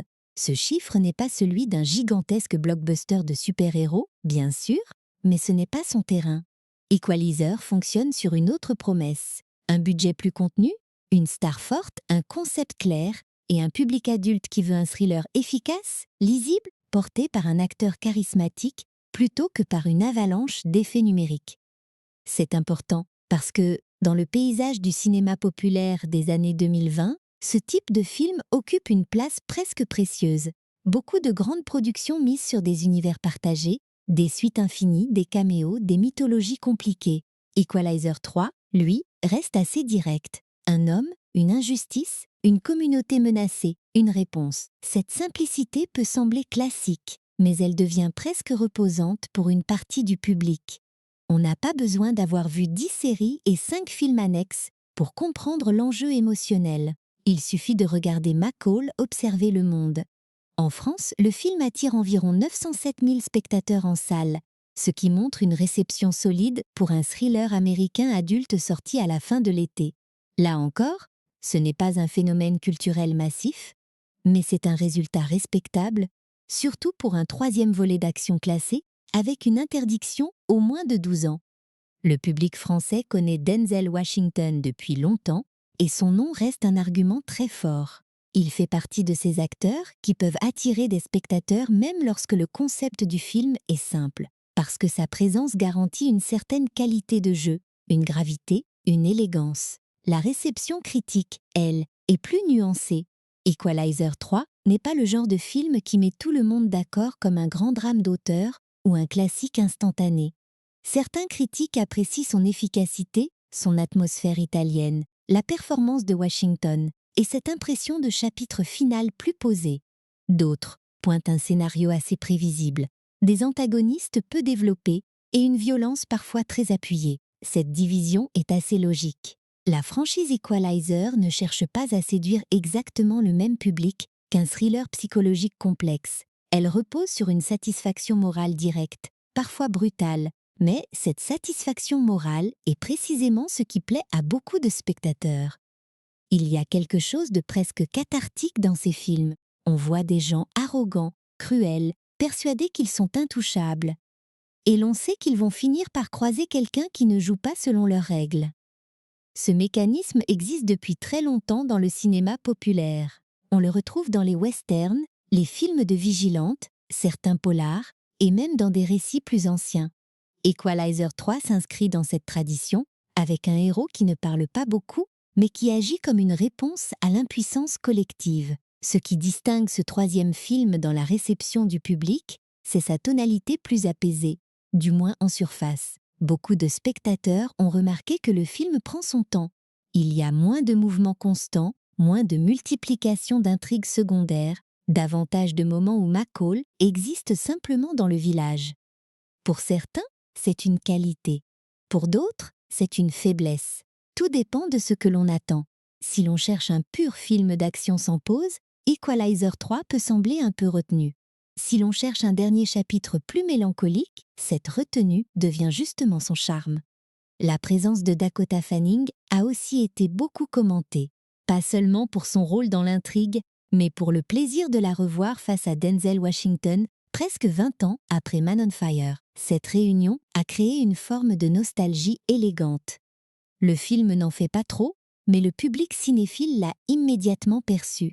Dans une époque où beaucoup de suites appuient lourdement sur les références et les clins d'œil, Equalizer 3 utilise cette mémoire d'acteur avec une certaine discrétion.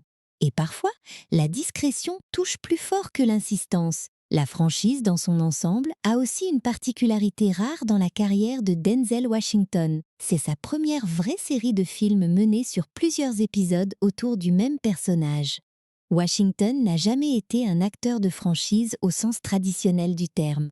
Il n'a pas construit sa carrière sur des univers à rallonge ou des personnages répétés tous les 2 ans. Le voir revenir 3 fois dans le rôle de Robert McCall donne donc à Equalizer une place spéciale dans sa filmographie. Ce n'est pas seulement un rôle d'action, c'est un personnage auquel il a accepté de revenir, de vieillir avec lui, de le faire évoluer. Cette fidélité donne au public une sensation de continuité. Entre le premier film, le deuxième, puis le troisième, McCall ne change pas radicalement, mais il s'épaissit. Au départ, il est surtout cet ancien agent mystérieux qui protège ceux que personne ne protège. Ensuite, son passé et ses liens personnels reviennent le hanter. Enfin, en Italie, il affronte peut-être son désir le plus simple, ne plus être seulement utile, mais trouver une place. Cette progression donne à la trilogie une forme d'arc émotionnel, même si chaque film reste construit comme une histoire relativement autonome. Dans le marché européen, Equalizer 3 trouve aussi un avantage grâce à son décor. Pour un public français, belge ou suisse, l'Italie n'est pas un ailleurs totalement abstrait.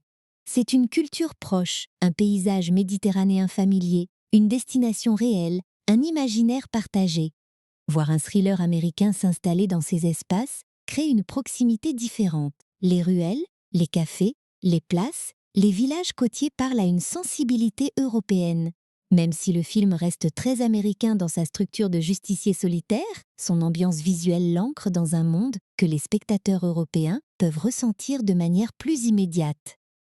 Il faut aussi noter que la réception de ce genre de film dépend beaucoup du rapport du public à la violence de justice. Certains spectateurs adorent cette idée d'un personnage qui corrige brutalement les injustices. D'autres sont plus réservés, parce que la frontière entre justice et vengeance est toujours délicate. Equalizer 3 marche précisément sur cette frontière.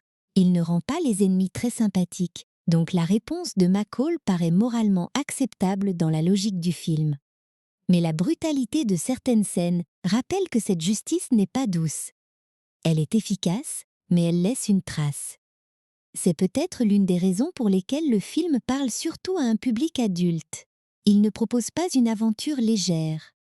Même quand il offre la satisfaction de voir les oppresseurs punis, il garde une atmosphère sombre. McCall n'est pas un héros lumineux. C'est un homme qui produit de la lumière autour de lui en acceptant de rester dans l'ombre. Cette contradiction donne au film un ton plus grave que beaucoup de thrillers d'action contemporains. Et pour une partie du public, c'est justement cette gravité qui rend la franchise attachante. La critique française, comme souvent avec les films d'action américains, a pu être partagée entre appréciation du savoir-faire et réserve sur le scénario. C'est une réaction assez classique. Les films Equalizer ne brillent pas par des intrigues extrêmement complexes. Leur force est ailleurs, dans la présence de l'acteur, la clarté de la mise en scène, le plaisir du genre, et la manière dont chaque injustice prépare une réponse presque rituelle. Si l'on juge le film comme un polar social réaliste, il peut sembler limité. Si on le regarde comme une fable de justice noire, il fonctionne beaucoup mieux. Ce mot, fable, est peut-être important. Equalizer 3 n'est pas réaliste au sens strict. Personne ne regarde Robert McCall en se disant que tout cela pourrait arriver exactement comme dans la vraie vie. Le plaisir vient plutôt d'un réalisme émotionnel. La peur des habitants, elle, paraît vraie. L'impuissance face à des hommes violents paraît vraie. Le désir qu'une personne courageuse intervienne paraît vrai. McCall, lui, est presque une figure mythologique placée dans un monde concret. Et cette combinaison explique en grande partie la fidélité du public. Le film bénéficie aussi d'un timing intéressant. En 2023, une partie des spectateurs commence à montrer une fatigue envers certains grands formats très numériques et très bruyants. Equalizer 3 propose autre chose, une star humaine, des décors réels, une intrigue simple, une durée raisonnable, une violence lisible, un rythme moins frénétique. Ce n'est pas un retour au cinéma des années 1990, mais il y a quelque chose dans son ADN qui rappelle une époque où un thriller pouvait exister principalement grâce à son acteur principal et à son atmosphère. Pour beaucoup de spectateurs adultes, cette sensation a une vraie valeur. Dans la position de la franchise, Equalizer 3 ressemble donc à une conclusion cohérente. Le premier film introduisait le mythe. Le deuxième approfondissait le passé personnel et la douleur. Le troisième offre un refuge et une possible sortie. Bien sûr, dans le cinéma populaire, rien n'est jamais totalement fermé si le succès est là. Mais narrativement, le film donne à Robert McCall quelque chose qui ressemble à une fin. Pas une fin spectaculaire, pas une mort héroïque, pas une disparition dramatique. Plutôt une possibilité de paix. Et pour ce personnage, c'est peut-être plus fort.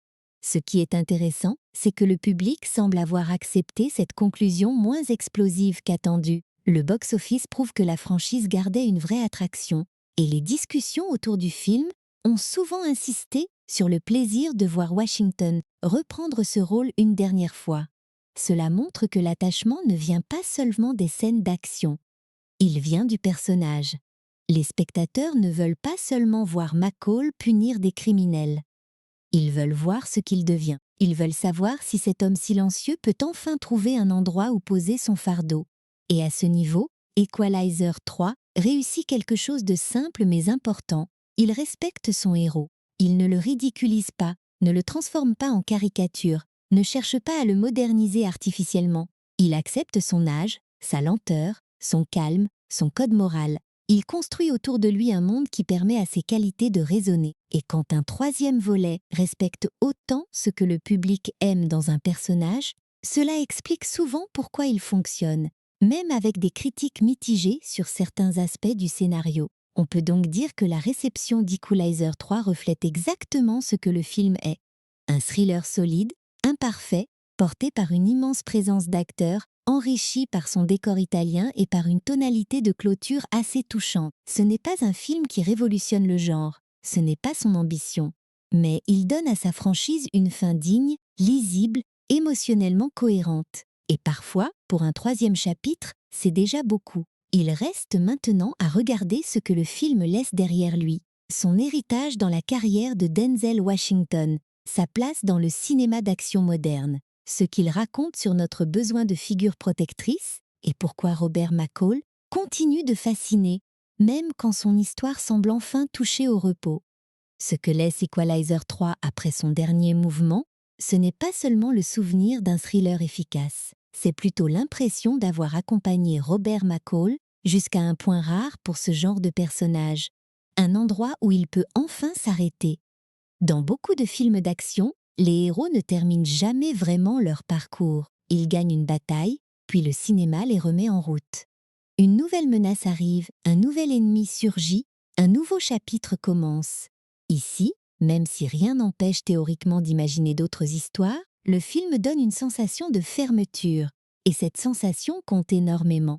La trilogie Equalizer a toujours reposé sur une promesse très claire. Quand les gens ordinaires n'ont plus de recours, Robert McCall apparaît. Il n'arrive pas avec des discours, des institutions, des procédures ou des grandes déclarations. Il arrive avec une attention presque surnaturelle aux détails, une morale très stricte et une capacité de violence que personne ne devrait sous-estimer. Mais au fil des 3 films, cette promesse simple s'est enrichie. McCall n'est pas seulement devenu une machine à punir. Il est devenu un homme dont chaque intervention révèle une blessure intérieure. Dans le premier film, le plaisir venait beaucoup de la découverte. On découvrait ce personnage calme, solitaire, organisé, et peu à peu on comprenait qu'il cachait une compétence terrible. Le film jouait sur le contraste entre l'apparence ordinaire et la puissance réelle. Dans le deuxième, l'histoire se rapprochait davantage de son passé, de ses liens personnels, de ce qu'il avait perdu. Avec le troisième, le mouvement change encore. Robert McCall ne cherche plus seulement à protéger quelqu'un ou à régler une dette. Il cherche, consciemment ou non, un lieu où son existence pourrait enfin cesser d'être uniquement définie par le combat. C'est pour cela que Equalizer 3 ressemble à un chapitre de repos autant qu'à un chapitre de violence. Oui, il y a des scènes brutales. Oui, McCall reste McCall. Mais le cœur émotionnel du film se trouve dans une idée beaucoup plus douce. L'homme qui a passé sa vie à sauver les autres, peut-il accepter d'être accueilli? Cette question donne à la conclusion une couleur presque apaisante. Le film ne lui offre pas une récompense énorme, pas une gloire publique, pas une célébration spectaculaire. Il lui offre quelque chose de plus simple et peut-être de plus précieux. Une place. Dans la carrière de Denzel Washington, Robert McCall occupe une position très particulière. Washington a joué des personnages beaucoup plus prestigieux, plus historiques, plus dramatiques, plus complexes sur le papier. Mais McCall possède une force populaire rare. Il appartient à cette lignée de figures que le public comprend immédiatement. Un homme calme, moral, dangereux, protecteur. Ce genre de personnage peut sembler simple, mais il devient mémorable quand l'acteur lui donne une âme. Et c'est exactement ce que Washington fait. Il donne à McCall une dignité, une fatigue, une douceur cachée derrière la menace. C'est aussi pour cela que la comparaison avec d'autres héros d'action modernes est intéressante. Certains personnages fonctionnent par excès. Plus de cascades, plus de vitesse, plus de douleur physique, plus de spectacle. Robert McCall fonctionne presque par réduction. Il bouge moins, il parle moins, il annonce moins. Il impressionne parce qu'il ne cherche jamais à impressionner. Dans un paysage d'action souvent saturé, cette sobriété devient une identité. Le spectateur attend le moment où McCall va agir, mais il savoure aussi tout ce qui précède. Le regard, la patience, la politesse étrange, cette petite pause avant que le monde bascule.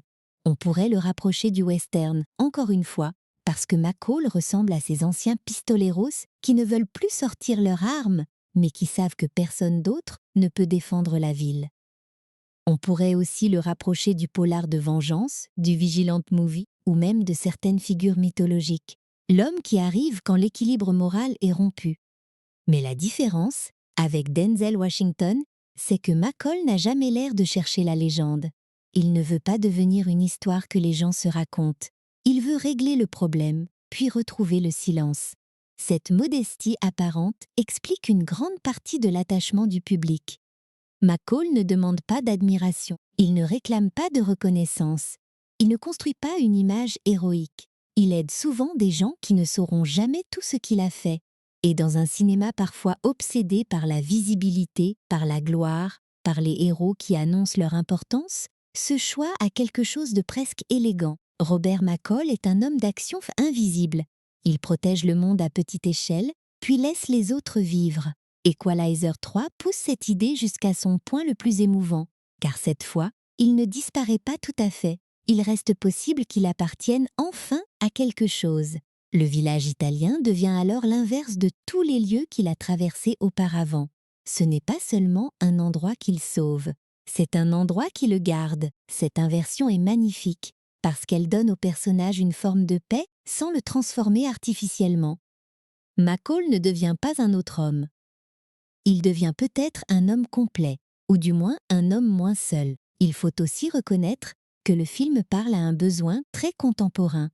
Beaucoup de spectateurs aiment Robert McCall parce qu'il représente une réponse claire dans un monde qui semble souvent confus. Les procédures échouent, les puissants abusent, les faibles se taisent, et soudain quelqu'un arrive avec une boussole morale qui ne tremble pas. C'est un fantasme bien sûr, mais les fantasmes de cinéma disent quelque chose de nos frustrations. McCall incarne le désir de voir l'injustice rencontrer une limite. Pas demain, pas après un long processus, mais maintenant. Pourtant, ce fantasme reste plus intéressant quand il garde sa part d'ombre. Et Equalizer 3 le comprend. Le film ne fait pas de McCall un saint. Il ne prétend pas que la violence disparaît parce qu'elle est utilisée contre les bonnes personnes. Il montre plutôt un homme qui accepte de porter cette contradiction. Il fait ce que les autres ne peuvent pas faire, Mais il sait que cela a un coût. C'est cette conscience qui empêche le personnage de devenir plat. McCall n'est pas seulement juste, il est hanté par sa manière d'être juste. Dans l'héritage de la trilogie, ce troisième film agit donc comme une conclusion morale. Il ne cherche pas à dépasser les deux premiers par la taille. Il ne cherche pas à faire plus spectaculaire à tout prix. Il cherche à donner une destination au personnage. Et cette destination est assez belle. Non pas un trône, non pas une victoire publique, mais une table dans un village, des gens qui le reconnaissent, un quotidien qui continue. Pour un héros d'action, c'est presque révolutionnaire de finir sur une idée aussi simple. On peut aussi voir Equalizer 3 comme un film qui assume le vieillissement, pas seulement celui de son acteur, mais celui du genre. Le film ne court pas après la jeunesse. Il ne force pas Robert McCall à être plus rapide, plus bruyant, plus moderne que tout le monde. Il accepte son calme, il accepte son âge, il accepte l'idée qu'un héros peut être puissant sans être agité. Cette maturité donne au film une tonalité qui parle particulièrement à un public adulte, un public qui n'a pas forcément besoin que chaque scène explose pour ressentir de la tension. La relation avec le cinéma européen passe aussi par cette patience, même si Equalizer 3 reste un film américain très lisible dans sa structure, son décor italien, son rythme plus posé et son attention à la communauté lui donne une sensibilité différente. Il y a dans le film un plaisir de l'espace, du visage, du geste quotidien. On sent que les lieux comptent, on sent que la vie locale compte. Et pour un public francophone européen, habitué à un cinéma où les lieux et les silences peuvent avoir une vraie importance, cette dimension ajoute quelque chose. Ce qui restera peut-être le plus, ce sont les images de McCall au milieu de cette ville. Pas seulement les moments où il punit les criminels, plutôt les moments où il semble presque surpris de pouvoir vivre. Un café, une marche, un regard vers la mer, une conversation brève. Ces détails peuvent sembler minuscules, mais ils portent tout le sens du film. Après 3 chapitres, la grande victoire de Robert McCall n'est pas d'avoir éliminé un ennemi de plus, c'est d'avoir trouvé un endroit où son silence n'est plus seulement une défense, mais peut-être une forme de paix. Et c'est là que le film touche quelque chose de profondément humain. Beaucoup de récits d'action parlent de survie, de vengeance, de protection. Equalizer 3 parle aussi d'appartenance. Où va-t-on quand on a passé sa vie à être utile aux autres sans jamais vraiment se laisser connaître? Qui peut accueillir un homme dont le passé reste trop lourd pour être raconté simplement? Le film répond avec une communauté, pas avec une théorie. Il répond avec des gens qui continuent à vivre autour de lui, comme si sa présence pouvait enfin devenir normale. La conclusion est donc moins spectaculaire qu'émotionnelle. Elle ne cherche pas à nous surprendre par un retournement gigantesque. Elle cherche à nous laisser avec une sensation juste. Robert McCall a fait ce qu'il devait faire. Le village respire. La peur a reculé. Et lui, pour une fois, ne semble pas condamné à disparaître immédiatement. C'est une fin douce pour un homme violent, et c'est précisément ce contraste qui la rend forte. Bien sûr, certains spectateurs auraient peut-être voulu un final plus grand, plus explosif, plus chargé en révélations. Mais ce n'était pas vraiment le film que Equalizer 3 essayait d'être. Sa vraie ambition était de refermer le cercle, de montrer que McCall, après avoir été l'homme qui rétablit l'équilibre pour les autres, pouvait enfin trouver un équilibre pour lui-même. Et quand on repense au titre, cette idée devient très belle. L'Equalizer, celui qui remet les choses à niveau, avait lui aussi besoin qu'on rééquilibre sa propre vie. C'est pourquoi cette trilogie reste intéressante dans le cinéma d'action moderne. Elle ne révolutionne pas tout, mais elle possède une identité claire. Elle repose sur un acteur immense, un personnage simple en apparence mais moralement chargé, et une promesse que le public comprend immédiatement. Equalizer 3 n'est peut-être pas le film le plus complexe de Denzel Washington, ni le plus audacieux d'Antoine Fuqua, mais il offre quelque chose de rare. Une conclusion cohérente, humaine et respectueuse de son héros. Et si l'on devait garder une dernière image de Robert McCall, ce ne serait peut-être pas celle d'un combat, ce serait celle d'un homme assis quelque part en Italie, entouré de gens qui n'ont pas besoin de tout savoir pour l'accepter. Un homme qui a longtemps vécu comme une ombre, mais qui trouve enfin un peu de lumière sans devoir la conquérir. Voilà ce que Equalizer 3 réussit à offrir. Non pas seulement la satisfaction de la justice rendue, mais la sensation plus profonde qu'après tant de violence, Même un homme comme Robert McCall peut encore espérer le repos.